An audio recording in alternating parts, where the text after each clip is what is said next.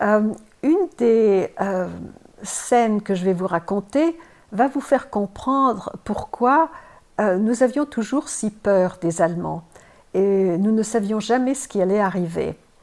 Dans la maison de mes grands-parents, il y avait des appartements avec des locataires. Au premier étage, au deuxième étage, il y avait deux familles, des familles qui vivaient d'ailleurs dans cette maison et dans ces appartements depuis très longtemps. Une des familles avait deux enfants, deux jeunes filles, qui étaient grandes déjà, elles devaient avoir 18 et 20 ans. Et alors un jour, elles étaient à la fenêtre, il faisait beau, elles regardaient par la fenêtre. On fait souvent ça en France, quand on habite en ville, on regarde à la fenêtre ce qui se passe et ça permet de s'amuser ou ça permet de faire des commentaires, quelquefois de faire des signes aux gens qu'on connaît.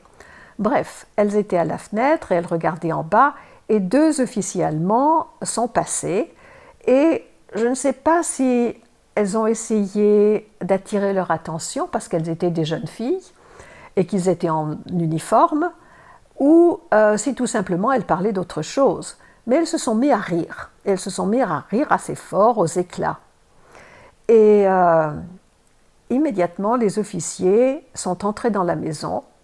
Ils sont montés au deuxième étage. Ils ont frappé à la porte. Quand on leur a ouvert, ils ont fait venir les deux jeunes filles et ils les ont emmenées avec eux. Alors évidemment, ça a été la panique dans la maison, mais surtout pour leurs parents. Et leurs parents sont allés au commissariat de police en demandant ce qui s'était passé, pourquoi on avait arrêté leur fille, etc. Ces jeunes filles sont rentrées le soir et il ne s'était rien passé du tout.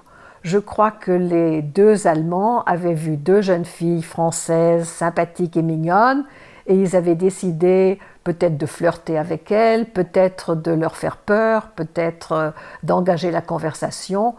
Et ils leur ont posé quelques questions et puis ils les ont raccompagnées chez elles le soir. Mais le lendemain, les jeunes filles ont été embarquées à la campagne, chez les grands-parents, chez des oncles et des tantes, et on ne les a pas revues jusqu'à la fin de la guerre.